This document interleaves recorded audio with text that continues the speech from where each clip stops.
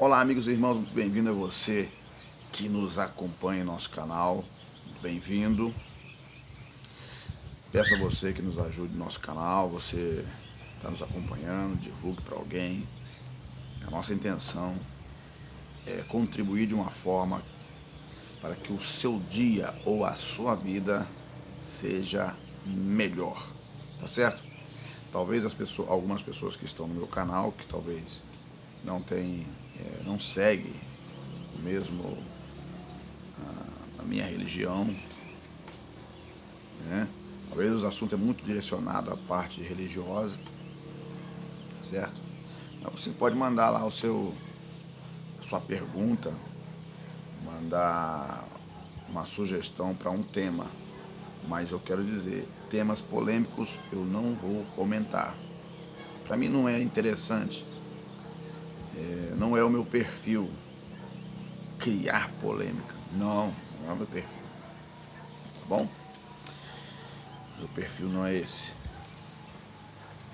Meu perfil é pacificar, bom? Mas hoje vamos falar de um assunto interessante. Você está vendo aí que o celular está se ajustando? Porque eu estou numa posição frente ao sol. Quer dizer, o sol está a alguns graus, uns 30 graus, ó, vindo de lá, ó. E eu estou de lado. O celular fica se ajustando conforme ele vem clareando. Uma hora escurece, uma hora esclarece. Isso é do celular. Bom, e boa parte dos meus vídeos é gravado da câmera frontal, porque aí eu me vejo e eu vou me moldando. Tá bom? Pra frente. Hoje nós vamos conversar um pouco sobre um assunto interessante, sobre os olhos são a lâmpada do corpo, Jesus disse. Jesus falou que os nossos olhos são a lâmpada do nosso corpo, certo? E vamos ler aqui em Mateus capítulo 6, verso 22. Estas foram as palavras de Jesus, dizendo assim, ó: a candeia do corpo são os olhos, de sorte que se teus olhos forem bons, todo o teu corpo terá luz. Entendeu?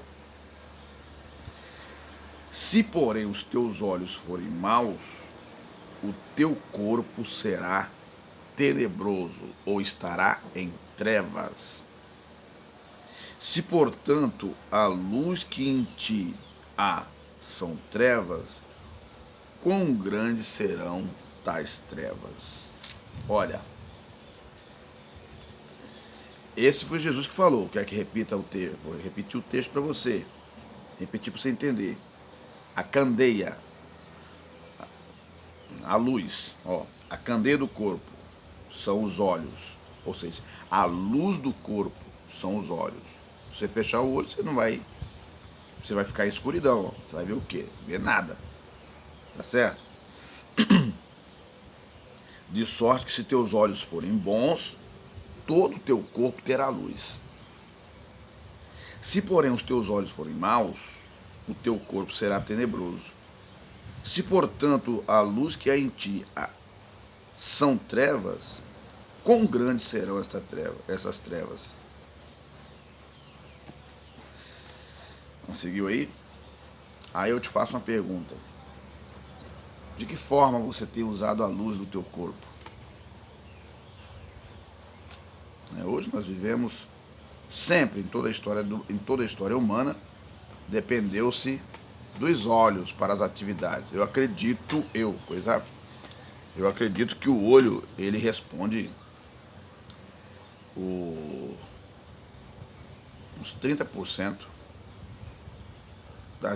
das nossas decisões, em termos de sentimento, em termos de tomar uma decisão quanto a alguma coisa ou não. certo?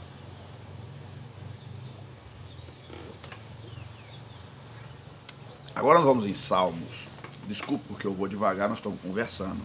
Não é uma pregação, tá? É um bate-papo. Quem dera eu pudesse fazer aqui uma live. Aí a gente eu falaria o assunto e nós conversaríamos, né? Você fazia suas perguntas. Mas para isso a gente precisa ter 1000 inscritos. As regras mudaram do ano passado para cá. O ano passado eu consegui fazer uma live pelo YouTube, no meu canal de elétrica. Esse aqui é o canal mais direcionado às questões religiosas. Mas o outro canal de elétrica meu, que eu tenho, a parte elétrica, que é onde eu passo instruções para algumas pessoas, alguns amigos, ou estudantes de eletricidade, eu sempre estou passando ali alguma coisa para eles. Então eu consegui fazer uma live naquele canal. Só depois as regras foram mudadas devido ao número de pessoas que estavam abrindo o canal no YouTube. Mas vamos agora ler uma leitura aqui em Salmos capítulo 101. O salmista. E você sabe como foi a história do salmista. Que o que o olho fez o salmista fazer? Vamos lá.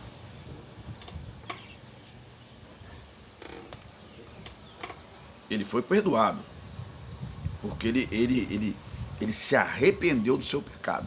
Mas vamos ler aqui. Eu li lá em Mateus 6, 22, 23, para nós termos como base de texto.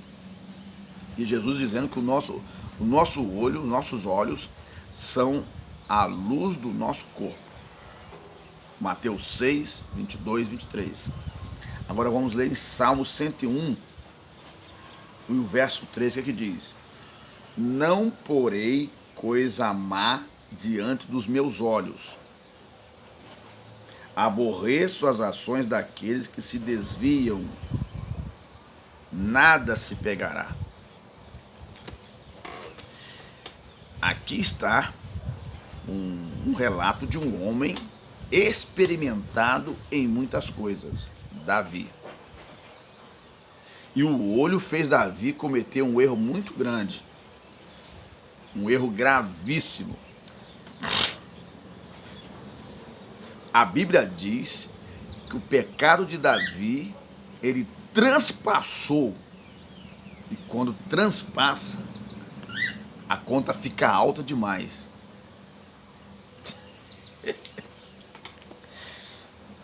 Vamos ler o texto, começando a partir do verso 1, Salmos 101, a partir do verso 1, eu li o verso 3, que ele diz: Não porei coisas más diante dos meus olhos.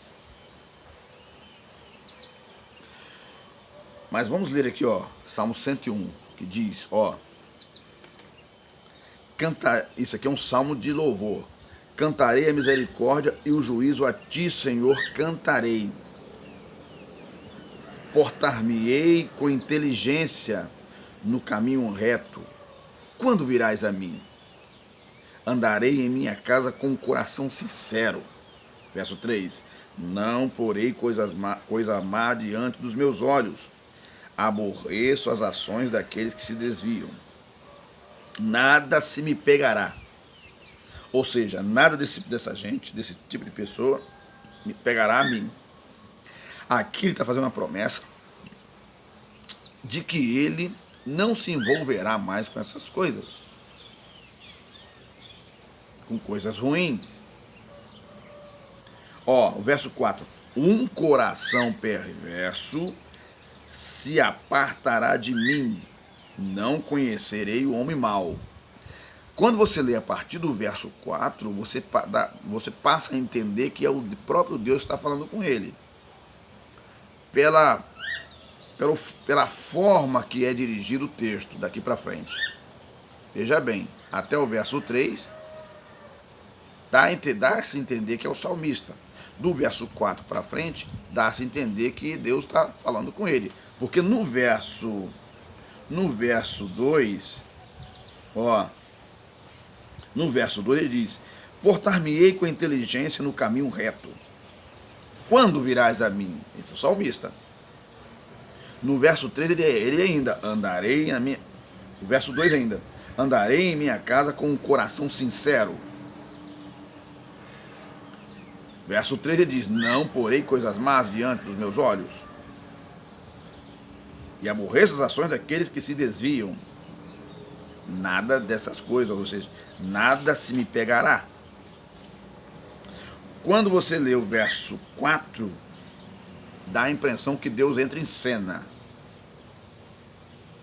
Pela característica da palavra. Ó, um coração perverso se apartará de mim.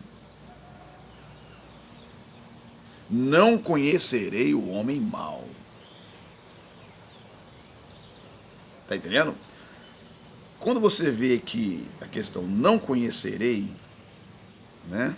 Não conhecereis, conhecerei, é o próprio Deus. Quando você chega lá no livro de Mateus, que muitos dizem, em teu nome não profetizamos, em teu nome não fizemos maravilha, em teu nome não expulsamos demônios, Jesus vai dizer, apartai-vos de mim que nunca vos conheci. Porque essas pessoas usavam o nome de Deus, mas não tinha Deus. Só usavam o nome de Deus para benefício próprio. É um outro assunto à parte, mas está lá. Muitos chegarão no céu naquele dia, irão cobrar diante do trono o seu direito de salvação, não poderão entrar porque não praticaram obras de salvação. Uma hora nós vamos conversar sobre isso. Aí ele diz, verso 5, aquele que difama o seu próximo e as escondidas eu os destruirei, e aquele que tem olhar altivo, coração soberbo, não suportarei. Os meus olhos procurarão os fiéis da terra, para que estejam comigo, e o que anda num caminho reto, esse me servirá.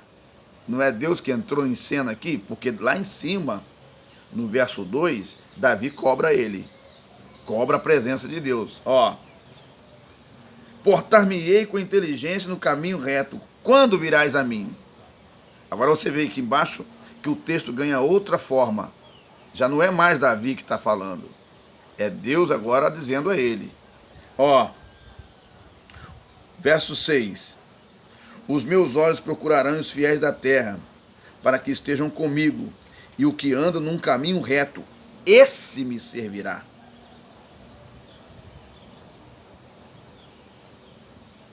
O verso 7 diz, o que usa de engano não ficará dentro da minha casa, e o que profere mentira não estará firme perante os meus olhos.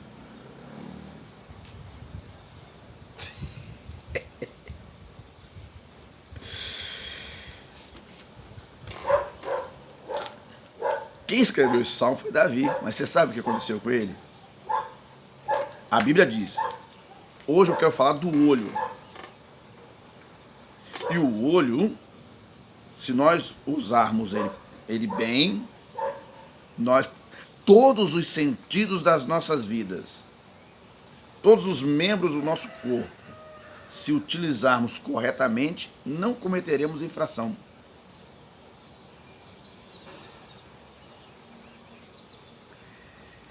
E a nação israelita sofre até hoje uma falha de Davi. Algum judeu que assistir esse vídeo pode até ficar chateado comigo. Mas vai me dar razão. Davi está em casa. Ele olha uma senhora se banhando no lago. Alguns metros longe do palácio. Palácio, ele andando na sacada do palácio, nas alturas, na varanda do palácio, ou em torno, Davi havia visto uma senhora se banhando em um lago. O que fez Davi ter conhecimento que tinha aquela senhora ali? O olho. Davi agora se interessa por essa mulher. E ao se interessar por essa mulher, Davi agora, ele trama uma forma de ter essa mulher com ele. Como ele era rei, ele não convidou ela para ir no palácio. Ele mandou ir buscá-la, porque ele era rei. Ele achava que ele tinha direito. Foi lá e buscou. Trouxeram a mulher diante do rei. Sabe aonde estava o marido dessa mulher? No combate, junto com os exércitos de Israel, combatendo o inimigo. Israel estava em campanha militar. E Davi decidiu vir em casa descansar. A maior parte dos problemas que temos é no descanso. Alguns reclamam, eu trabalho demais. Mas quando vai folgar, é na folga que nós não administramos ela. É no descanso, é no lazer, é no passeio, é no retiro, é numa saída em grupo.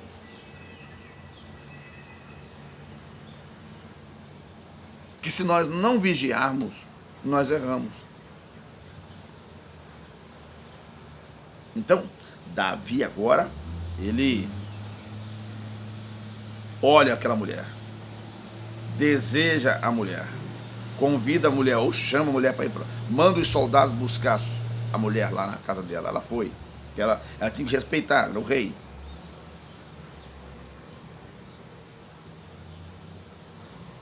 E já fazia tempo que o seu esposo, o soldado Urias, não vinha em casa, por causa da campanha militar. Davi agora envia carta ao comandante do exército no fronte a respeito de Urias, o esposo de Betseba. Urias vem em casa, atendendo o pedido do rei. Davi manda Urias ir passar uma noite com a sua esposa. Porque aquela seria a última noite que ele passaria com a sua esposa. Davi envia uma carta novamente para o capitão do exército e entrega essa carta na mão do próprio Urias. Urias pega da mão do rei uma sentença de morte que era para ele e ele não sabia. E a carta do rei estava selada com o selo do rei. Então só quem podia abrir era o destinatário, aquele que receberia a carta, o general ou o capitão do exército.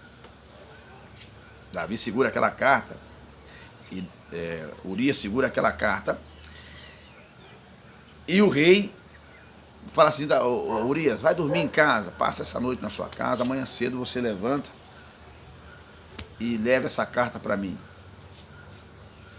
Urias não foi em casa. Urias, ele falou assim: se eu for em casa, sabe, o cara há muito tempo fora de casa. Ele pensou com ele: se eu for em casa, eu vou me acomodar. Não que ele não deveria ter ido em casa, ele deveria, porque o próprio rei mandou. Talvez a história poderia ter tido um outro caminho se Urias tivesse ido em casa. Porque Betseba já tinha sido convidada, ou já tinha ido no palácio, e Davi estava interessado nela. Então, se Urias tivesse ido em casa, poderia a esposa dele dizer alguma coisa para ele. Mas ele era um soldado fiel. Ele falou assim: não, eu não vou em casa porque posso me atrasar. Dormiu na porta do palácio. E de madrugada Urias sai para levar aquela carta ao capitão responsável pelaquela frente de combate. E quando o capitão abre aquela carta, o que estava dizendo ali era uma ordem expressa de Davi: coloque Urias na frente. Que talvez Urias estava combatendo um pouco mais atrás, ou na retaguarda, ou um pouco distante da linha de frente. Porque na linha de frente, os soldados que estão na linha de frente são os primeiros a morrer. E Urias foi jogado para frente. e ali, no fronte, foi atingido e morreu. Então, o que eu quero dizer para você? Isso tudo originou-se por causa do olho. E esse mal que Davi cometeu colocou Israel numa situação ruim e reflete até hoje. Então, há males que nós cometemos na vida, pelos nossos sentidos, pelos olhos, pela boca, pelos ouvidos, pela mente ou pela mão, que esses males trarão para a gente uma vida de destruição, de derrota. E às vezes nós não fazemos caso disso. Eu, por exemplo, durante o dia eu vejo muita coisa, mas o que eu tenho que fazer? Eu tenho que separar as coisas, eu tenho que ter um filtro. Você pode ser rei, você pode ser ministro, você pode ser o que nós podemos ser o que for.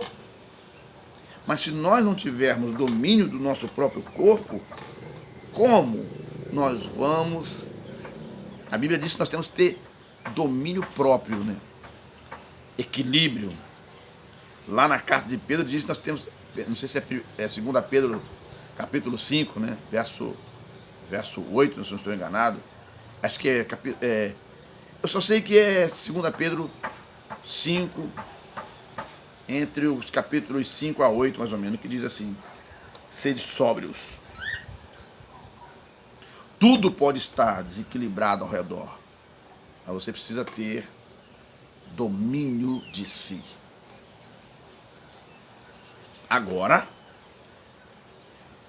os males vieram sobre Israel.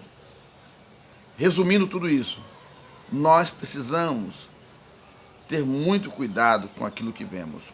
Quando chega no Salmo 101, verso 3, não porei coisas más diante dos meus olhos.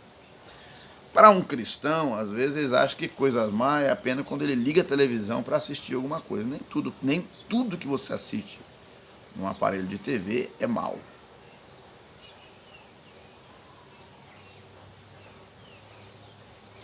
Mas a pornografia é mal. Você pode ver tanto na televisão quanto no computador. Ou na rua. A pornografia é má. E como que você vê pornografia? E como que você tem conhecimento da pornografia? Vendo. A boa parte dos estupros que existe em nosso país, vou falar do país, estão relacionados ao olho.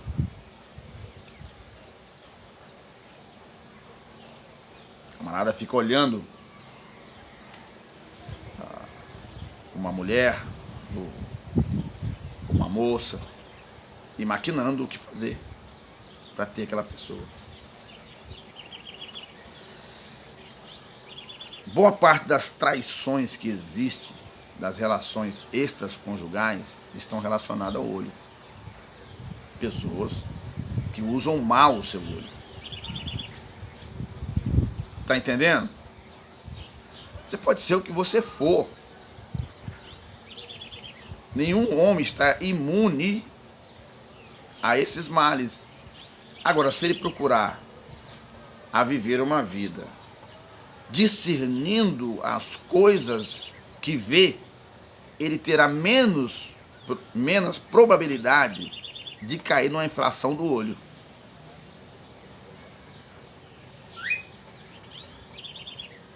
Lá nos 10 mandamentos que Deus passou para a nação de Israel, ele disse: não desejarás a mulher do teu próximo, seu próximo. Ou seja, não cobiçarás a mulher do teu próximo. E vice-versa, não cobiçarás também o marido do teu próximo, da tua amiga, da tua vizinha. E isso tudo vem com o olho. Nós andamos na rua, quantas coisas nós vemos com os nossos olhos durante o dia? Vemos tudo, de tudo um pouco. Nós que estamos sempre cruzando as avenidas, vemos sempre um pouco de cada coisa. E nós precisamos ter um controle do nosso olho. Quando o indivíduo chega a comprar revistas, né, de pornografia, de mulheres nuas, de cenas nuas, de DVDs, essas coisas, né, é porque o negócio está sério. Entendeu? Comprar revista masculina ou revista feminina, mulheres nuas, de cenas explícitas de sexo. Alguma coisa não está bem com essa pessoa. Comprar DVDs, ficar horas e horas assistindo um homem deitado com outra mulher.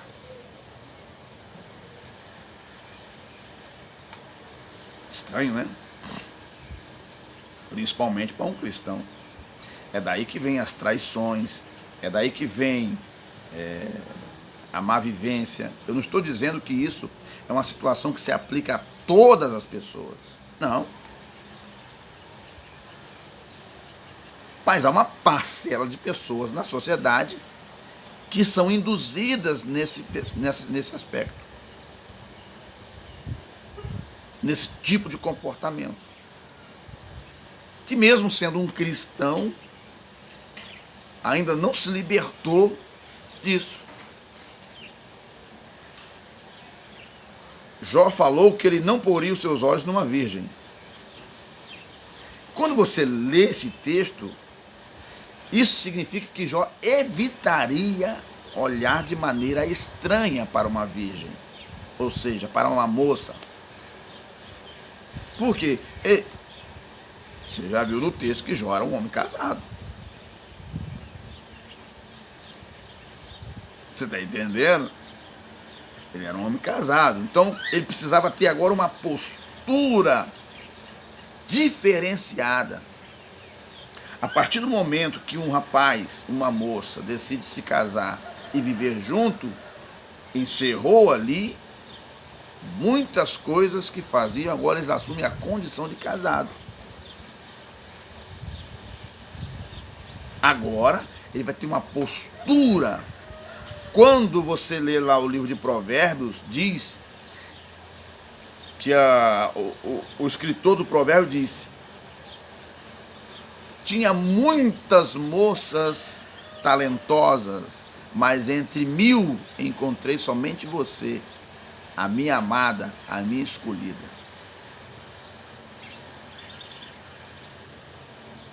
Você está entendendo?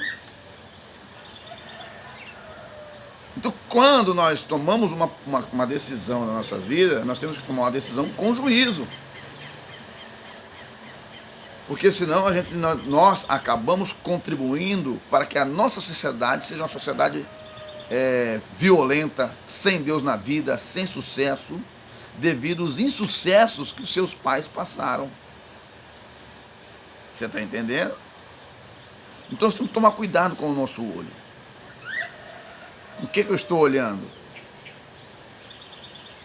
Alguém vai dizer assim, mas uma mulher é coisa má? A mulher não é coisa má. Mal é o que você pensa daí para frente. A mulher, ela foi banalizada muitas vezes por causa desses problemas. A mulher muitas das vezes foi usada como um instrumento de uso e nada mais. Era desconsiderada. Por causa desse contexto. Mas a mulher é um ser humano. Tanto homens e mulheres, quando for usar o seu olho, tem que usar o seu olho com sabedoria. Porque quem cria os problemas, eu sei que nós temos um inimigo invisível. Mas quem cria os problemas somos nós. O inimigo pode até ofertar alguma coisa. Mas quem cria os problemas é eu e você. As nossas ações, elas contribuirão para que tenhamos uma vida de paz ou de guerra. E o ser humano, ele precisa ser orientado desde os seus primeiros anos de vida. Senão ele vai crescer um péssimo ser humano. Há um entendimento que talvez só colocar a comida na boca, dar o teto e a roupa tá bom. Não, não é isso.